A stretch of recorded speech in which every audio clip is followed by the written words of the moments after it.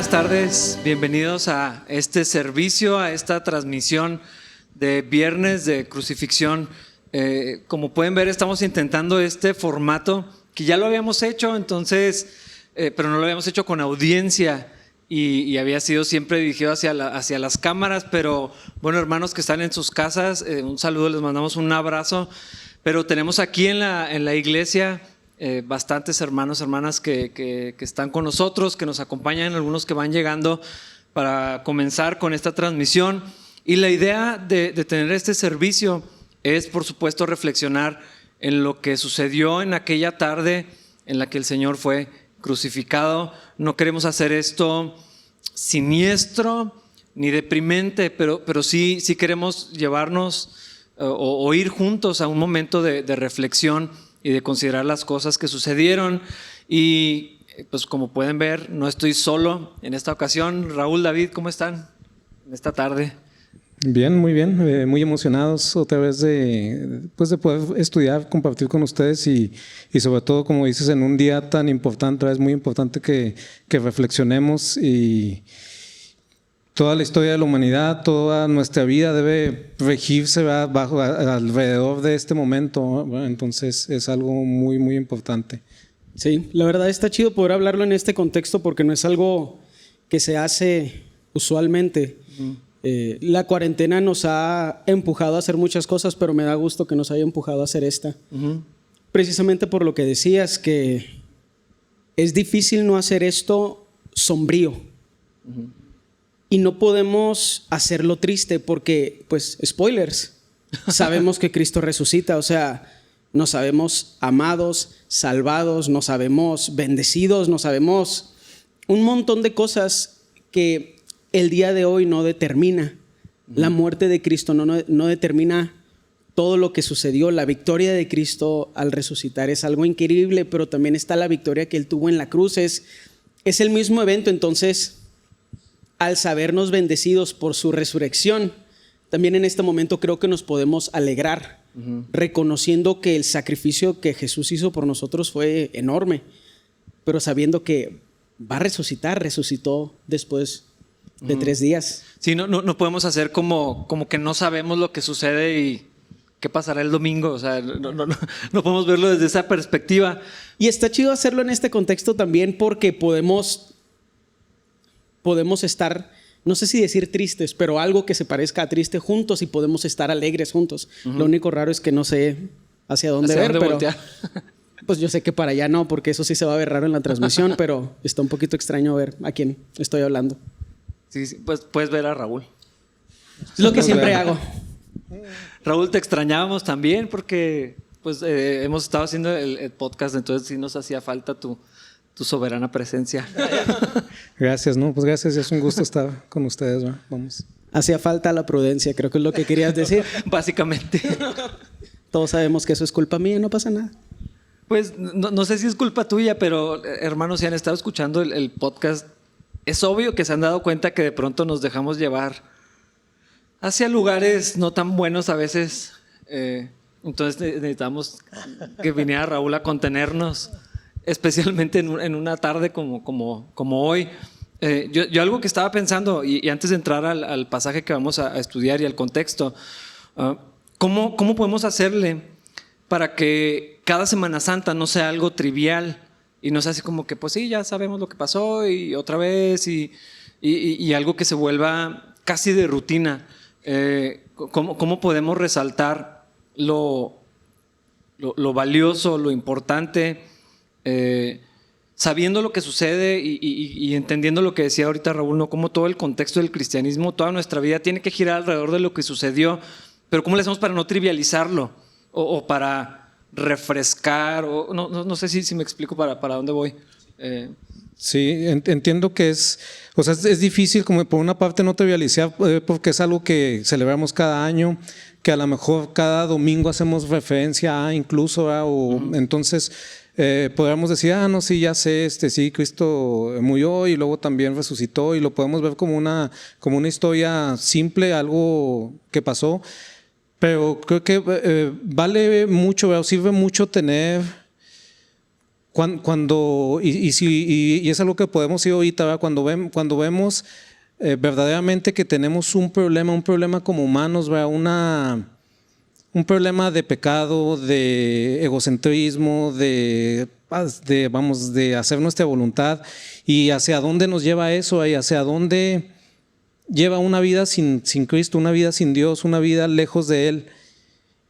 Y entonces si podemos reflexionar en esto, y podemos reflexionar en lo que le costó al Señor, en lo que tuvo que hacer y lo que ganó para nosotros, ¿verdad? Esa libertad que ganó para nosotros, es algo que nos puede ayudar a verdaderamente apreciarlo y pensarlo, y no verlo como algo trivial, sino algo que fue lo más grandioso que nos pueda pasar en nuestra vida. Creo que hacerlo personal también ayuda mucho. O sea, ¿por qué no trivializamos los cumpleaños? Porque se tratan de nosotros. Y no quiero hacer esto enfrente de gente, pero ya me estoy poniendo romántico. La muerte de Cristo es algo personal.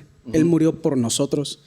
Murió por cada uno de nosotros como individuos, por nuestro pecado, cada uno de nuestras vidas pecaminosas, de la forma en la que no cumplimos la voluntad de Dios en nuestras vidas. Cada uno de nuestras vidas en pecado, pusieron a Cristo en la cruz. Creo que eso es lo que hace falta.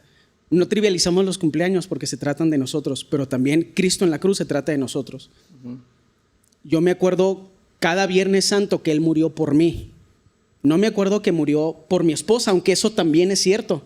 No me acuerdo que murió por ustedes, aunque eso también es cierto. Lo recuerdo como mi amigo que tuvo que ir a la cruz para pagar por mis ofensas. Alguien que me ama y que tuvo que sacrificarse a sí mismo por lo que yo he hecho y por lo que a veces no dejo de hacer. No se trata de sentir culpa, se trata de reconocer que la cruz se trata del sacrificio que Cristo hizo por cada uno de nosotros. De mi necesidad. Creo que así no se vuelve trivial, porque como un cumpleaños no se vuelve trivial, Jesús sacrificándose a sí mismo por ti como individuo no se vuelve trivial. Sí, el reconocimiento de la necesidad individual. Y creo que también la manera en que lo decimos sí es importante, porque al decir Cristo murió por los pecados, suena como allá están los pecados y yo estoy acá, ¿no? Es como cuando los fariseos decían, y come con los pecadores, o sea, eso significa otra gente menos yo. Pero ese ejercicio de reflexionar, eso es una de las cosas que extraño mucho de tomar la comunión como iglesia, que aunque sea cada mes o la fecha que se haga, recordar, esto no tenía que haber sido, o sea, si no fuera mi culpa, si no fuera que la necesidad que yo tenía, mi pecado puso a Cristo en la cruz, no tuviera que haber pasado esto. Hablando de la soberanía de Dios y todo, ¿no? Pero ese ejercicio de yo lo necesitaba o estaría perdido para siempre. Y entonces, eso que comentas a la luz de lo que decía Raúl, de cómo es algo de todos los días, de recordar la necesidad, y nada más basta ver las cosas que hacemos las primeras horas de la mañana y ya se vuelve evidente, por esto necesitaba un Salvador. Hoy Viernes Santo yo así ya necesito un Salvador, ya necesito que Cristo hubiera muerto por mí en la cruz. Ajá. O sea, todos los días tomamos decisiones o hacemos cosas que nos llevan a eso, que nos llevan a algo malo, que si lo multiplicamos o lo llevamos por todas las decisiones que tomamos en nuestra vida y luego todos los que hacen las personas cercanas a nosotros, y pues lleva un mundo como el que vivimos, ¿verdad? Con muchas fallas, con muchos problemas, con muchos conflictos. Y eso es que este mundo, o sea, bueno, venimos de una sociedad que fue ya tuvo cierto impacto del cristianismo, de la vida de Jesús, y en ciertas formas, si los comparamos con otras épocas de la historia o con otras culturas, es hasta cierto punto moral, podemos decir, ¿no? Pero mucho de eso vino precisamente de lo que hizo Jesús, del impacto que Jesús ha tenido en el mundo. Pero un mundo verdaderamente sin Dios es algo terrible, ¿verdad? Es algo pues donde el fuerte sobrevive, donde hoy estamos y mañana no sabemos qué va a pasar, sí, porque cada quien está viendo nada más lo que le conviene a sí mismo. Caótico. Ajá. Sí, leí una vez una historia de unas personas que estaban traduciendo la Biblia, en el Nuevo Testamento en particular, Y cuando estaban en este pasaje que dice Cristo murió por todos los pecados, empezaron a hablar de esto y a reflexionarlo. Entonces era eso, mis pecados de hoy en la mañana, de ahorita a mediodía, de la tarde, de la noche, pero los de ayer, los de antier, los de hace, o sea, toda la lista, pero y luego empieza a hacerse más grande al decir, los de David también, de hoy, de la tarde, de la noche, de la mañana, de antier, de hace 2 años. Y si empezáramos a hacer eso, esa cuenta, si lo pudiéramos ver de una manera gráfica o visual, nada más de las personas que estamos aquí reunidas, todos los pecados de cada uno de ellos, de hoy, de ayer, de antier, de hace 5 años, de mañana, de 10 años hacia adelante, en otras épocas de nuestros abuelos, de nuestros antepasados, y empezamos a ver de Chihuahua, de México, del mundo, o sea, el peso de toda esa maldad cayendo sobre Cristo es algo, yo creo que no nos alcanza la cabeza para comprender. Y precisamente pensando en toda esa inmensidad del pecado, de la ofensa contra Dios, de la necesidad de un Salvador, de la ira de Dios justa contra el pecado, nos lleva a esa escena en el Getsemaní, donde Cristo sabía lo que venía. Y entonces pues tenemos todo este contexto anterior, ¿no? Antes de la cruz, esa oración en el huerto, la última cena, la oración por los discípulos, el tiempo que pasó con ellos, la institución del nuevo pacto cuando dice, este es mi cuerpo, este es mi sangre derramada por ustedes, este es el nuevo pacto, hagan esto en memoria de mí, y todas estas cosas. Pero ese momento, y cuando, como lo habíamos planeado, ¿no? Hablar de Cristo allí en el huerto orando, y el estrés, la preocupación, la tristeza, la carga tan enorme que estaba sintiendo precisamente de eso que estamos mencionando, de mis pecados, todos ellos, pasados, presentes, futuros, y los de cada uno de ustedes, pasados, presentes, futuros, de toda la humanidad. No puedo ni, o sea, si fuera algo visual no nos cabe. ¿Cómo lo hacemos para representarlo? Es que esa imagen en el Getsemaní se me hace increíble porque es el justo pagando por los que no son justos. Porque lo justo sería que cada uno pagara la consecuencia de nuestras propias ofensas, pero la mera idea de que el que nunca hizo nada malo tuviera que pagar por todos los demás me hace sentir algo en el estómago, o sea, me da como que me revuelve el estómago, porque no tiene sentido, va en contra de lo que nosotros moralmente consideramos justo. Pero la historia de la cruz también es la historia del amor de Cristo. Pero es importante recordar este estrés que estás mencionando y esta dificultad, no sé si llamarle preocupación, es difícil ponerse en la mente de Jesús. Pero todo el hombre, al mismo tiempo que era Dios, todo el hombre, toda esa parte humana de él, preocupada, alistándose espiritual, emocionalmente para lo que iba a sufrir por amor a nosotros, a mí lo hace más humano a Cristo y hace su sacrificio por nosotros todavía más increíble, porque una deidad que baja y pues como que parece que es hombre, pero en realidad es completamente Dios y pues ni sufre nada porque es Dios. O sea, Cristo es un hombre justo, perfecto, sufriendo por gente que es injusta y que no es perfecta. Y verlo ahí en el Getsemaní a mí me hace recordar la humanidad de Cristo, que Él sabía que estaba a punto de pasar algo increíblemente difícil, que Él no se merecía y que nosotros sí. La historia de la cruz es la historia del amor que Cristo tiene también por cada uno de nosotros. Sí. Sí, y es, bueno, ahorita que mencionabas también es importante cuando estos acontecimientos de Jesús pasó una última cena con sus discípulos y luego fue al Getsemaní, un huerto, y también si nos ponemos a pensar que Jesús sabía que estas eran sus últimas horas vivos, ¿sí sabía? ¿Qué hacemos? Así como que, bueno, ¿qué hacemos si tú sabes que vas a morir en las próximas 24 horas? ¿Qué es lo que decides hacer con ese tiempo? Y luego es lo último que hizo, y es lo último que hizo sobre lo que tenía control. Una vez que lo arrestaban, pues él ya no tenía control sobre el tiempo, pero digamos, bueno, lo último que quiero hacer, lo último que hicimos, y bueno, instituyó la Santa Cena, ¿verdad? Bueno, ahí podemos hablar muchísimo, pero nos dejó símbolos, cambió el significado totalmente de la Pascua, o nos llevó hacia un nuevo símbolo, un nuevo signo, algo que necesitamos nosotros, libertad, ¿verdad? No sobre un faraón, no sobre, sino la verdadera Pascua. Sino la verdadera Pascua, exactamente. Y luego va a orar a un huerto para prepararse para estos instantes. Sí. Entonces, dolorosísimo. Y hay una pregunta que siempre hacemos las personas, pero se le hicieron a un pastor: ¿por qué cosas malas le pasan a gente buena? Y él dice: eso pasó una vez y él se ofreció. Y esto es lo que estamos platicando.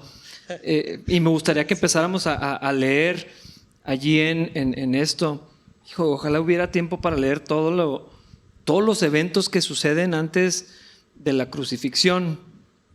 Cuando Jesús fue ungido, allí en Betania también, un momento que se me hace impresionante. La decisión de Judas, la última cena, pues todo esto que comentabas, la predicción de la negación de Pedro. Pero nos vamos a ir al Getsemaní. Hermanos, si traen sus Biblias, si quieren buscarlo, hermanos, ahí en casa, ni modo que no tengan una Biblia allí. Vamos a estar en Mateo 26, versículo 36 en delante. Dice, bueno, ya con todo este contexto que platicamos, ¿no? Entonces Jesús fue con ellos al huerto de olivos llamado Getsemaní y dijo: siéntense aquí mientras voy allí para orar. Se llevó a Pedro y a los hijos de Zebedeo, Santiago y Juan, y comenzó a afligirse y a angustiarse. Les dijo: mi alma está destrozada de tanta tristeza hasta el punto de la muerte. Quédense aquí y velen conmigo.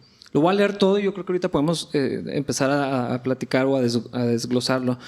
Él se adelantó un poco más y se inclinó rostro en tierra mientras oraba: Padre mío, si es posible que pase de mí esta copa de sufrimientos, sin embargo, quiero que se haga tu voluntad, no la mía. Luego volvió a los discípulos y los encontró dormidos. Le dijo a Pedro: ¿no pudieron velar conmigo ni siquiera una hora? Velen y oren para que no cedan ante la tentación, porque el espíritu está dispuesto, pero el cuerpo es débil. Entonces Jesús los dejó por segunda vez y oró: Padre mío, si no es posible que pase esta copa a menos que yo la beba, entonces hágase tu voluntad. Cuando regresó de nuevo a donde estaban ellos, los encontró dormidos porque no podían mantener los ojos abiertos. Así que se fue a orar por tercera vez y repitió lo mismo. Luego se acercó a sus discípulos y les dijo: adelante, duerman y descansen. Pero miren, ha llegado la hora y el Hijo del Hombre es traicionado y entregado en manos de pecadores. Levántense, vamos, miren, el que me traiciona ya está aquí. Vamos a regresarnos a la primera parte. ¿Por qué el Señor se fue a orar? O sea, es así como lo decías ahorita, Raúl, son sus últimos momentos, sabe lo que viene. ¿Por qué se fue a orar y por qué lo hizo en este momento? ¿Por qué no lo hizo antes? ¿Por qué no lo hizo con todos cuando estaban en el aposento alto? Al instituir la comunión o la Santa Cena. ¿Qué podemos entender o qué piensan sobre esto? Que después de estos eventos y justo antes de la entrega, de la traición de Judas, los toma y les dice: vénganse, vamos a orar, y luego aparta a poquitos y con ellos abre su corazón y les dice: mi alma está angustiada, tanta tristeza al punto de la muerte. O sea, todo esto nos dice un montón de cosas que, ¿cómo ven con esto? Bueno, hay bastantes cosas interesantes. Creo lo primero, me llama la atención desde el principio, desde que él va y ora donde ora es en un huerto, ¿verdad? En un jardín, ¿verdad? Entonces podemos hacer trazar ¿cómo podemos decir? La imagen o el inicio desde un principio, ¿verdad? Porque va a pasar por una prueba, ¿sí? Y podemos recordar, bueno, todo esto, todos nuestros problemas, decíamos, todo el problema con el pecado inició precisamente ahí donde a un hombre y una mujer tuvieron que pasar por una prueba de obedecer a Dios y no hacer algo que Él les había dicho. Y aquí, bueno, Jesús previamente es probado, ¿verdad? Y ahora lo que se le está diciendo, lo que va a tener que hacer es ir a la cruz. Y bueno, pues la tristeza, la angustia, como dices, es normal, ¿verdad? O sea, él estaba en un cuerpo humano. O sea, ¿qué más que angustioso, más que algo que saber que vamos a perder la vida, ¿verdad? Algo que que vamos a perder la vida y que lo vamos a perder de una forma pues muy, muy cruel, muy atroz, muy dolorosa. Y bueno, y vemos, o sea, él está orando porque él todavía, él en su decisión está, él puede decidir hacerlo o no hacerlo. ¿Sí?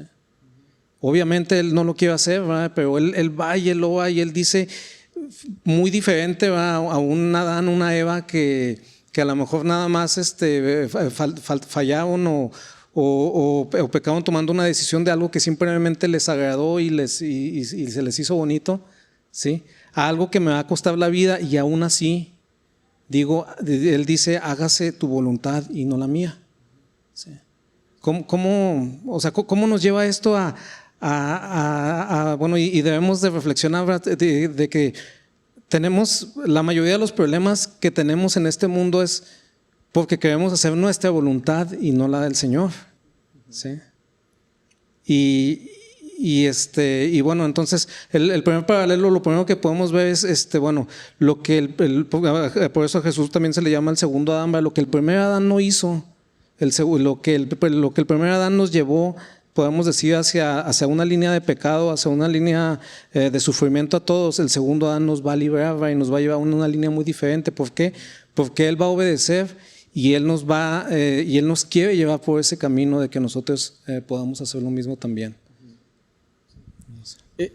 Me gusta pensar en eso porque usualmente la obediencia a Dios a nosotros no nos cuesta la vida en nuestra vida cotidiana. A pocos cristianos, contando toda la gente que se dice cristiano y que se ha dicho cristiano a través de la historia, a poca gente le cuesta la vida como tan literalmente como te matan porque eres un seguidor de Cristo.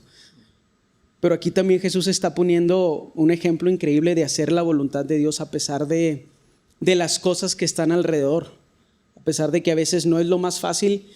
Y también no puedo dejar de pensar, a pesar de que la gente no responda como nos gustaría que respondieran, no me puedo imaginar a ningún otro humano que no fuera Jesús que podría entregarse por todos nosotros cuando las 3 personas en las que más confiaba, a los que pidió que lo acompañaran en su duelo, le fallaron. Usualmente, a lo mejor nada más soy yo porque soy mala persona, a lo mejor todos son igual de malos que yo, pero usualmente cuando tengo que hacer cosas difíciles, busco excusas para no hacerlas. Usualmente cuando Dios me pone en mi camino servir a la gente, busco excusas en la gente y en su actitud para no hacerlo. Y a Cristo, toda la humanidad le hemos fallado. Sí. Y Él ya estaba bastante consciente de eso. Pero los 3, sus amigos, le fallaron en el último momento, en la última cosa que Él les pidió. El sacrificio de Cristo es algo increíble, está lleno de un amor que no hemos visto en ningún otro humano y nunca vamos a ver. Pues dice la Biblia, cuando mucho alguno morirá por un justo, pero por los que te traicionan, por los que te quedan mal. Por los que se quedan dormidos cuando les pediste ayuda. Sí, cuando tenemos una cultura de yo voy a tratar como me traten, voy a servir a quien o amar a quien me ame igual, o sea, es así siempre condicionado. Entonces entregar tu vida por los que, o sea, él sabía que Judas acaba de planear y ahí venía con los soldados y sabía lo que iba a pasar con Pedro, sabía que todos iban a salir corriendo y ni siquiera orar, y les dicen, ni una hora pueden orar conmigo, y entregar su vida voluntariamente por nosotros, porque eso es lo que representan los apóstoles, somos nosotros. Yo me habría quedado dormido si es que hubiera sido invitado. Probablemente ni me habrían invitado, no habría sido de los 3. Pero si hubiera sido de los 3, yo también me habría quedado dormido y probablemente todos deberíamos asumir lo mismo. Porque también le fallamos a Cristo en otras cosas que son mucho más fáciles. Uh-huh. Y me gusta lo que resaltabas, Raúl, de cómo, o sea, la imagen del huerto, como el regreso así al punto de origen donde Adán buscó excusas, pues fue ella, pues fuiste tú finalmente, ¿para qué me la dabas?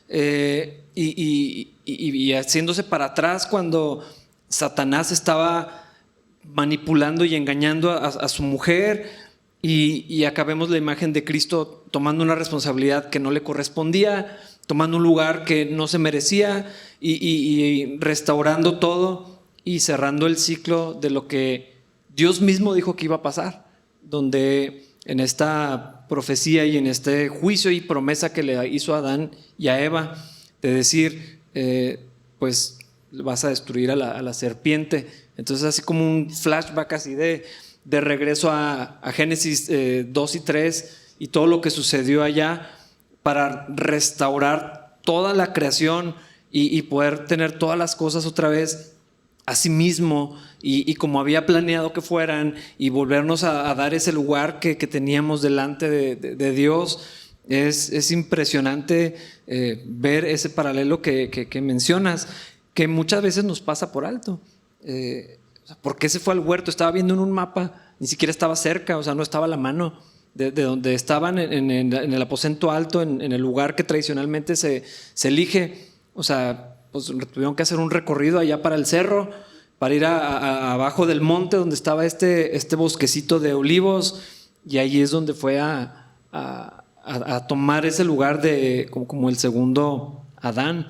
Entonces, no es nada más que se fue a orar porque tenía una necesidad o porque iba a enfrentar la prueba, sino que los símbolos que rodean y todo lo que representa es algo bien hermoso, lo que está sucediendo con Cristo allí, orando en el Getsemaní.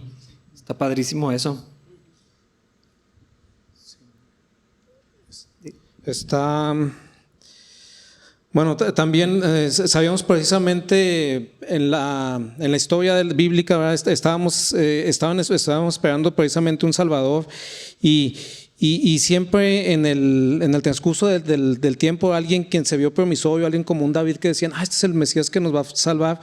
Siempre hay un momento de prueba donde precisamente veíamos esto, ¿verdad? Lo vemos, ahí parece que él nos va a liberar, él es un Mesías, es el bueno. Pero hay un momento de prueba y igual ve en este caso pues, David con Betsabé, ¿verdad? Que menciona hasta los mismos símbolos, ¿verdad? Dice, la vio y vio que era agradable y fue y la tomó. ¿Sí? Y bueno, y hasta mató al marido y mil cosas, pero es lo mismo, es el mismo patrón que recorremos, lo mismo que hizo Adán y lo mismo ahora sí, o sea, no nomás lo veamos como decimos, hay que hacerlo personal, ¿verdad? No como lo hacemos, cuántas decisiones personales nosotros tomamos de esta forma, ¿sí? Lo quiero y lo tengo, sí. Lo quiero, es agradable para mí. Dios dice que no, pero busco la excusa, busco la forma de que, ¿por qué decir que no es tan malo? Y lo tomo. ¿Sí? Y trae consecuencias desastrosas, ¿verdad? Y cómo al revés vemos la confianza que Jesús tiene, porque este amor hacia los demás y esta obediencia a Dios también va ligada a una fe, a una confianza que tiene en Dios, a decir es que si obedezco al Señor, aunque todo lo que ve alrededor me dice que va a ser peor, que me va a ir muy mal o que de todos modos me van a matar o que algo, yo puedo tener esa confianza en el Señor que al final va a ser algo bueno. ¿Sí? Y eso es bueno. Pues, y dice que tenía sus ojos puestos en eso que se iba a obtener. Ajá. Lo que estaba del otro lado de la prueba y de la obediencia. En Filipenses 2, pues todo el tiempo lo mencionamos porque es exactamente esto, ¿no? No nada más se humilló al tomar forma de humano, sino que se somete, obedece al Padre. Por eso lo mencionaba hace poco. ¿Por qué nos avergüenza la idea de someternos y obedecer? ¿Por qué lo vemos como algo que está mal? Cuando Cristo es lo que está haciendo, se somete al Padre, obedece al Padre hasta el punto de la muerte, hasta así, lo sumo, como que no puede haber algo, una obediencia, una sujeción y una humillación más suprema. Porque lo decías ahorita, una cosa es saber que vas a morir, pero la muerte que le esperaba, o sea, espantosísima. No había castigo más cruel y más humillante. No nada más era el dolor, era la vergüenza, era la exhibición pública, y lo que representaba era maldición. O sea, todo lo que sabemos que representaba el madero o estar en un árbol, ¿no? Era algo vergonzoso. Nada más exhibían ahí las cosas más penosas que el hombre puede hacer. Llevaba a hombres a estar colgados de esa manera. Y Cristo, en obediencia, por amor a nosotros, pero sí es más importante destacar la obediencia al Padre. El Padre lo envió, Cristo vino, se ofreció voluntariamente también y Él dice, nadie me quita la vida, yo pongo mi vida, yo la pongo voluntariamente por amor y en obediencia al Padre. O sea, todo esto está sucediendo al mismo tiempo y saber que en este momento la tristeza era tan fuerte, dice, hasta el punto de la muerte. Yo no sé si alguien ha experimentado esto, yo no creo. Algunos hemos luchado con depresión real, no tristeza o distimia, sino depresión, y es una tristeza muy honda, pero al punto de la muerte. Y lo que está diciendo Cristo de oren por mí, o sea, ustedes acompáñenme porque esto no puedo con esta carga, sabiendo lo que se venía. Es un momento, yo creo que de los más intensos en toda la Escritura. ¿Dónde vamos? Mi alma está destrozada de tanta tristeza hasta el punto de la muerte. Quédense aquí, velen conmigo, y luego se adelanta. También otra cosa en que reflexionar, ¿por qué oro 3 veces lo mismo? Yo no tengo respuestas, la verdad. Es con trampa, a ver si ustedes saben, porque yo no sé la verdad por qué oro 3 veces lo mismo. ¿Hay algún, Raúl? Tú debes de saber. Pasar a la copa 3 veces, sí es cierto, no había pensado en eso. Si alguien sabe, eres tú, Raúl. No. Sácanos de esto. Nadie sabe entonces. Entonces, no sé, no tengo una respuesta así de, o sea, quizá podamos reflexionar sobre lo mismo, quizá por la misma dificultad, quizá por la misma lucha, o sea, ahí podemos ver que Jesús vino como humano y tuvo la misma lucha como humano que tuvimos nosotros, ¿verdad? No es algo, lo vemos, sabemos que Jesús es Dios también, pero quizá lo podemos ver como algo muy fácil. Pues es que Él simplemente pues se iba a crucificar, o se dejó crucificar, entregó su vida porque ya sabía que Él iba a recuperar. Pero no deja de ver esta humanidad y esa lucha tan intensa, que había tristeza, había temor, había el deseo de no hacerlo. Había el deseo de no hacerlo, ¿por qué no? O sea, yo confiaba él enteramente en el Padre, ¿por qué no? Quizás hasta pensamientos, bueno, ¿y si no?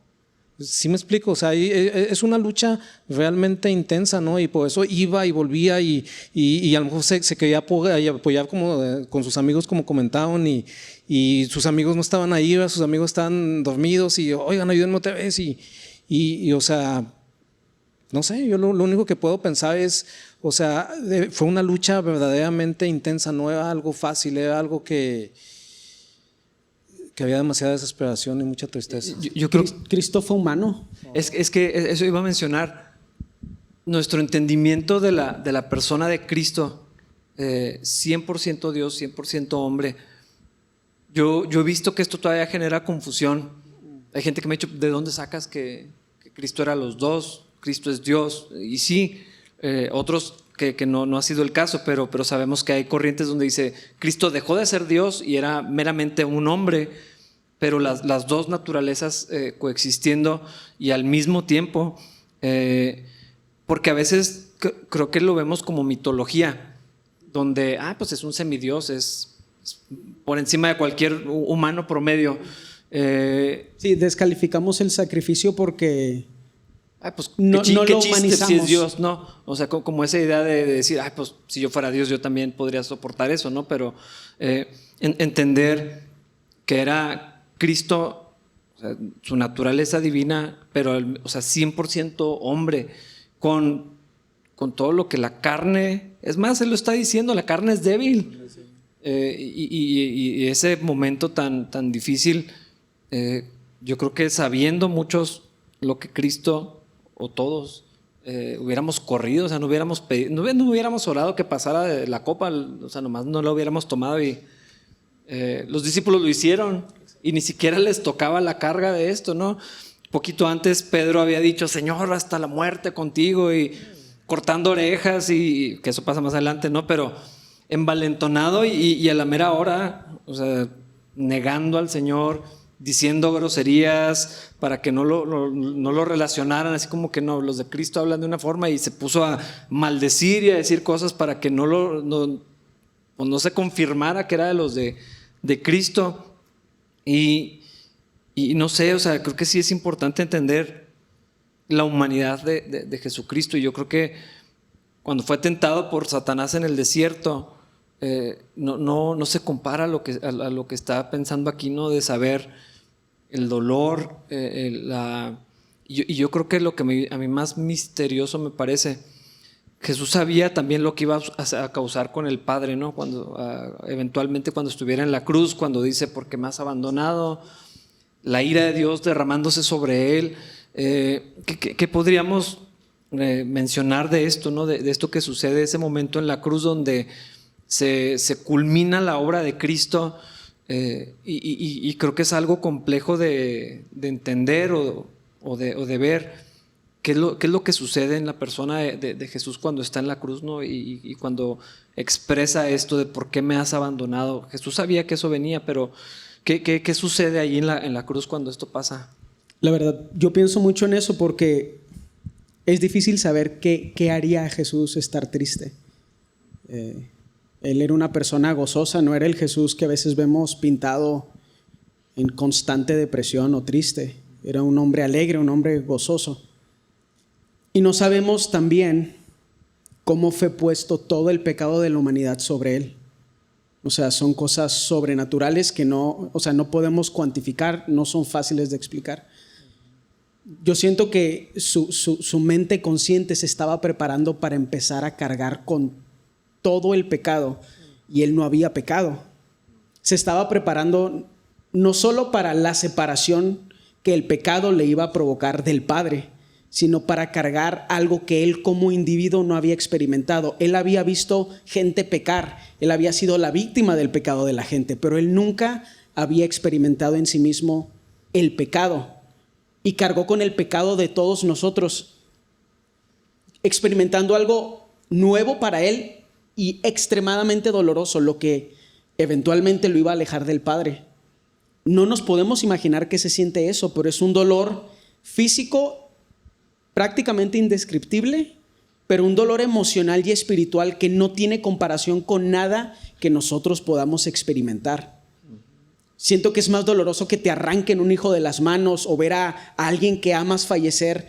Es todo eso, todas las cosas, todas las formas en las que los humanos fallamos, todo puesto sobre un solo hombre que no había experimentado el pecado en sí mismo. Lo había visto, había recibido la consecuencia del pecado en otras personas, pero Jesús está pasando por un momento que no podemos nosotros entender porque nosotros pecamos. Porque lo que nosotros le hacemos a otras personas se parece a lo que a veces ellos nos hacen a nosotros. Pero Jesús, ¿por qué habría de estar triste, el hombre perfecto?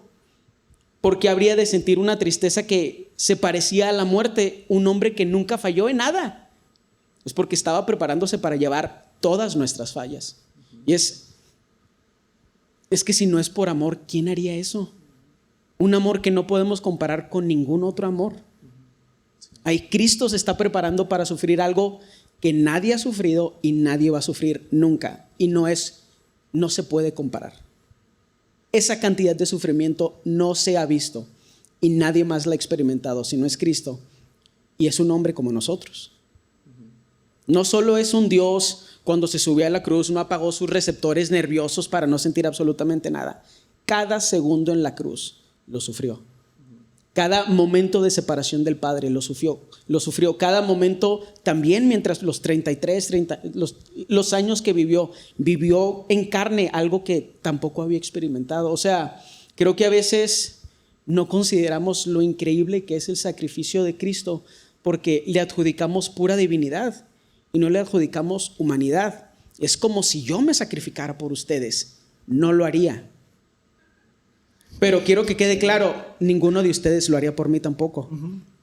Ni se lo merecen ni me lo merezco. Cristo hizo algo que nunca se va a repetir. Es algo que no podemos explicar y no podemos entender. Necesitamos ver la gloria de Dios así puesta en Cristo, en el sacrificio tan increíble y en el amor indescriptible que pudimos ver en todo este tiempo, no solo cuando fue clavado en la cruz, desde que decidió venir a la tierra a vivir entre nosotros. Que es un sacrificio increíble, difícil de entender difícil de describir, imposible de comprender. Sí, no sé cómo se vea eso, quizá como dice, el cargar todo el pecado sobre él, quizá lo que pueda pensar, bueno, ¿qué es lo más, no sé, lo más feo que he hecho, ¿verdad? Y sentir la culpa, la vergüenza, ¿verdad? Que cómo eso es exhibido, o el peor pecado que pueda pensar que una persona hizo, ¿verdad? Y la culpa que debe sentir, el remordimiento, no sé, y todas esas cosas cargadas sobre Jesús, sobre una sola persona. O sea, ¿qué pasaría si yo siento todas esas, emocionalmente todos esos sentimientos sobre mí? No sé, no los puedo describir, pero digo, si he sentido vergüenza por algo que no se compara, o sea, si he sentido remordimiento, dolor, o sea, emocionalmente mal por cosas que he hecho, no sé cómo se pueda ver eso, sí. Sería multiplicarlo por millones de veces. Y las cosas más espantosas, no nada más las que hemos hecho, sino las que existen.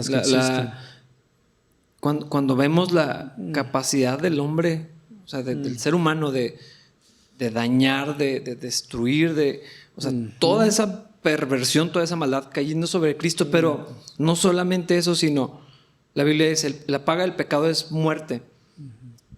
Y la consecuencia del pecado, algo tan grande, también eso llevó Cristo, porque no solamente el peso del pecado, sino el juicio en contra del pecado, lo pagó Él, o sea, derramándose. Y creo que no fue únicamente al morir físicamente en la cruz, que sí, pero la ira de Dios justa por toda la maldad, o sea, cayendo, siendo vaciado, ahí se me acaba la cabeza para concebir todo lo que Cristo cargó en la cruz y lo que yo me merecía, el castigo justo, o sea, muerte. Lo que Cristo llevó fue muerte. No solamente murió, sino que llevó muerte en sí mismo. No puedo explicarlo. O sea, no me puedo ni imaginar lo grande que estaba sucediendo en ese momento. Inexplicable. Y lo otro comentario que decía David también muy interesante, de que dice, bueno, o sea, ¿cómo puede ser o cómo alguien puede siquiera considerar, o sea, llevar todo ese sufrimiento por amor por alguien? Dice, no por el bueno, no por el que amo, no por un hijo amado, sino por las personas que me traicionan, que me hacen mal. O sea, Jesús nos pide simplemente que tratemos bien a las personas que nos tratan mal y no lo hacemos.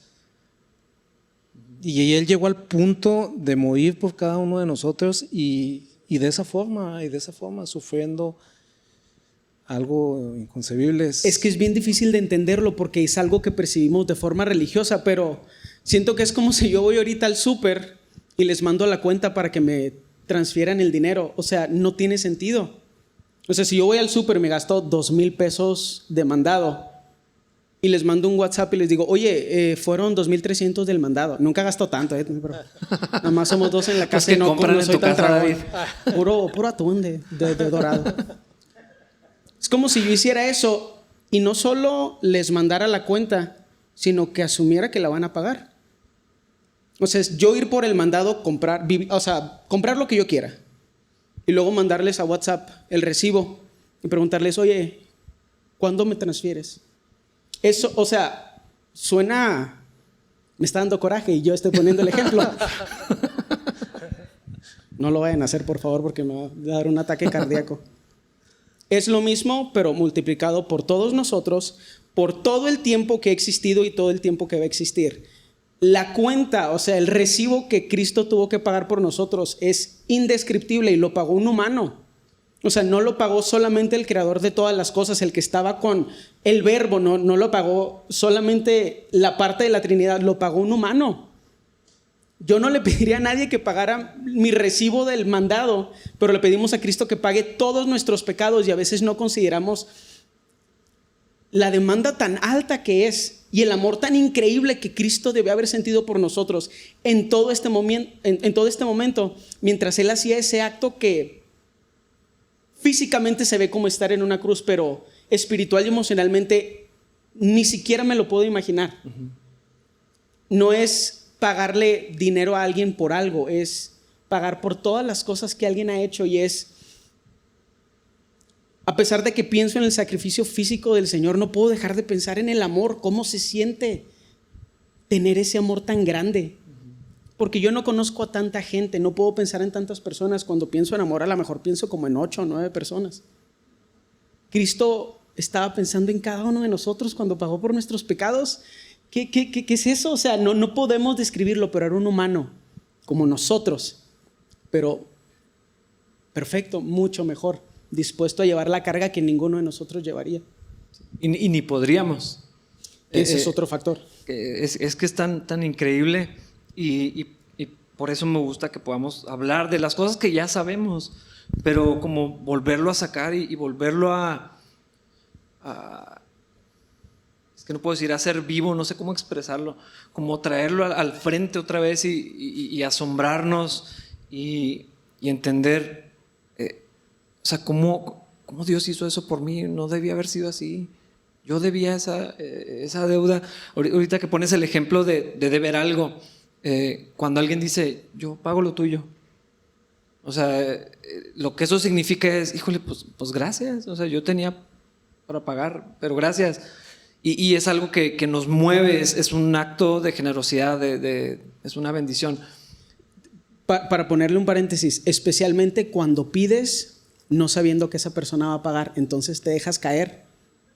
Sí. Y pides 2 postres, 3 cocas. Es que, o sea, así lo estoy intentando poner porque así vivimos nuestra vida. O sea, así vivimos nuestra vida pidiéndole a Cristo que pague por el segundo y el tercer plato, pero mucho peor, mucho más costoso. No, es que exacto, a eso voy. Si cuando alguien te paga y dices, pues yo lo iba a pagar, pero si lo empezamos a dimensionar a una tarjeta sobregirada y no tengo para pagar, o sea, ¿cómo lo va a hacer para pagar esto? Y de pronto alguien dijera, ya está pagado.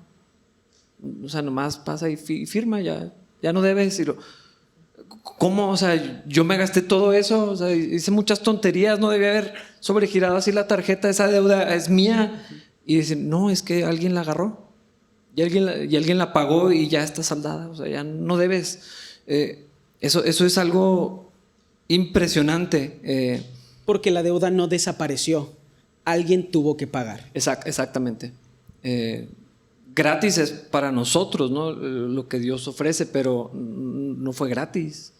O sea, el costo tan alto, la sangre de Cristo, y por eso se me hace tan importante otra vez los elementos de la comunión.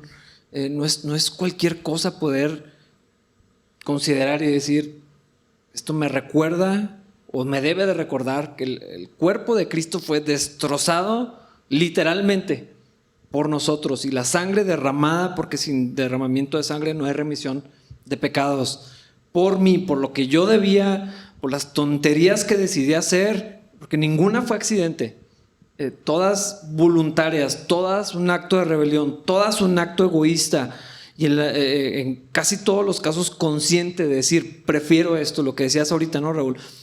Esto es lo que quiero y lo voy a tener, y prefiero sufrir la consecuencia de eso, o ni pensar en eso. O sea, todos esos actos de rebelión en contra del Señor, y se me hace algo indescriptible de saber, Cristo tomó mi lugar, y ahí está en la cruz, y ahí está sufriendo, y está en el huerto de Getsemaní, pensando en lo que va a sufrir, en lo que va a cargar, y en todo eso que pasaba por su cabeza y por su corazón. Ahí aparezco yo. O sea, por mi culpa Cristo fue a la cruz, por mis pecados, por mis faltas, por mis tonterías, Cristo tenía que pagar. O la otra opción era que yo muriera, y era más justo eso. Entonces eso es lo que tenía que pasar. Sí, que todos muriéramos, ¿verdad? Y quizá lo más justo es, lo vimos al principio de la Biblia, después de que el hombre cayó y todo eso, hubo 6, 7 generaciones después, dice el Señor que, bueno, dice la Biblia que volteó el Señor y que lo único que vio en la faz de la tierra fue violencia y trajo un diluvio. Quizá eso nos espantamos, pero quizás para la humanidad el evento más justo que ha pasado en la historia de la humanidad. Sí. ¿Me explico? Esa era la justicia.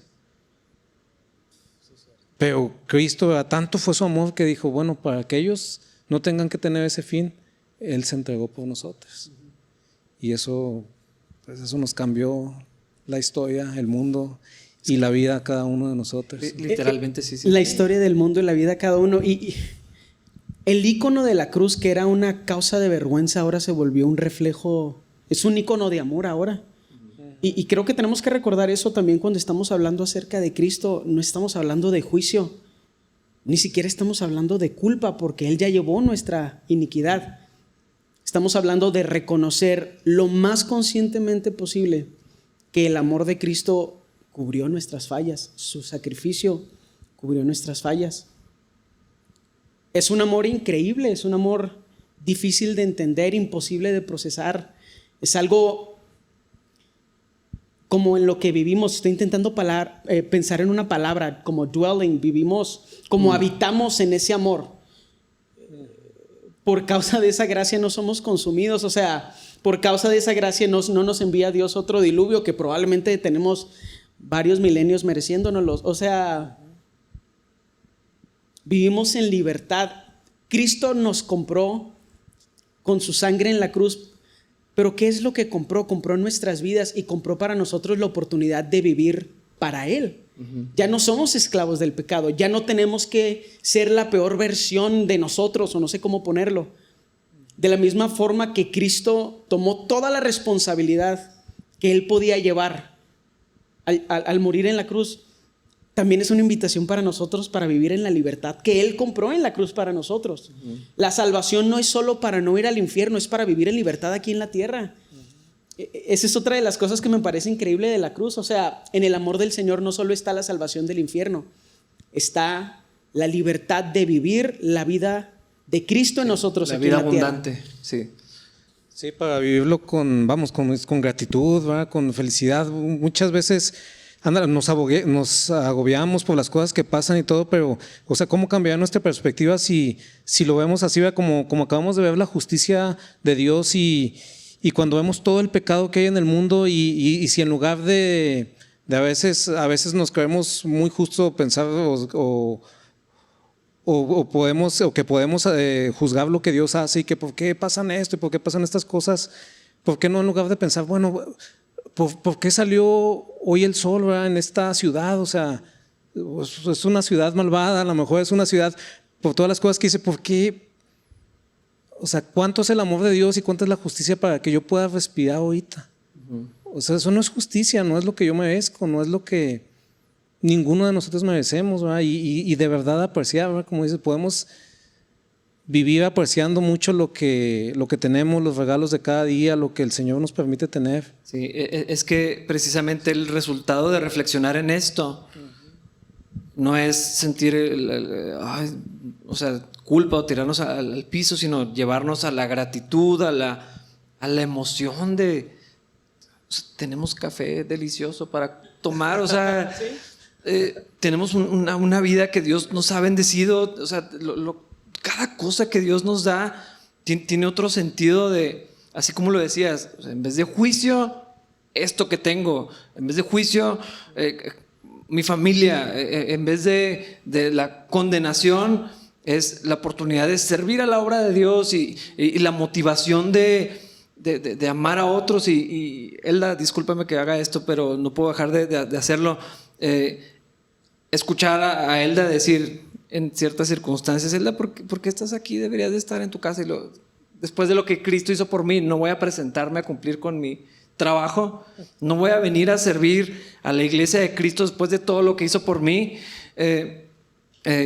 O sea, yo sé que no lo dice de una manera trivial, es genuino, y esa debería de ser la motivación en todos nosotros para todo lo que hacemos, y creo que eso es lo que debemos de resaltar de un viernes donde meditamos en la crucifixión.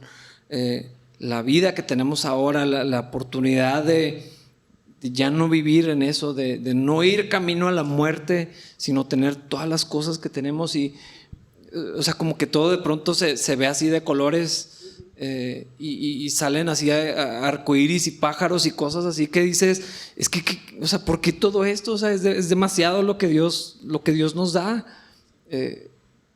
Esa no es la justicia de Dios. Sí, vivimos en la gracia de Dios, y si tenemos un corazón agradecido, Y es algo, es tal vez un músculo que tenemos que ejercitar. Dejamos de adjudicarnos a nosotros las cosas buenas que nos pasan y adjudicarles a los demás o a la injusticia divina las cosas malas que nos pasan. Yo a estas alturas creo que ya lo hago al revés. Todo lo malo que pasa, digo, sí, ay, no debe haber hecho eso. Es obviamente una consecuencia de alguna tontería que yo hice. Y todas las cosas buenas que me suceden, digo, ¿otra? ¿Para mí? ¿Después de tantas? No me merecía la primera, tampoco me merezco la 1ª. Siento que es injusto la forma en que Dios me bendice y bendice a las personas que están a mi alrededor. Porque sí lo es injusto. No es la consecuencia de la sabiduría, la prudencia, o porque pues yo no tengo ninguna de esas cosas. Es la gracia del Señor. Es la gracia del Señor, porque toda buena dádiva, todo don perfecto viene de arriba. Nosotros no nos lo ganamos. Eso no me hace sentir mal, me hace sentir muy bien porque recuerdo el amor del Señor y lo vivo y lo experimento, pero necesitamos tener un corazón agradecido para notarlo. Necesitas saber que lo que Cristo compró en la cruz es algo que experimentamos todos los días. Vivimos en la gracia, aun cuando estás triste, aun cuando pasan cosas malas, sí. Aun cuando estás viviendo una prueba o alguna dificultad. Estamos viviendo en la gracia del Señor y aún en ese momento tan triste, tan gris, porque nos lo imaginamos y se ve gris, blanco y negro, se ve terrible la cruz. Como tú decías ahorita y me gustó la imagen, todo se pinta de colores porque ahí fue donde Cristo triunfó contra la muerte. Ahí es donde fue consumado el trabajo que Cristo vino a hacer a la tierra. Nos compró la libertad y si estamos agradecidos podemos vivirla y aún en las dificultades podemos recordar lo que Cristo hizo en la cruz. Y también creo que es un buen recordatorio para encaminarnos hacia vivir la voluntad de Dios para nuestra vida.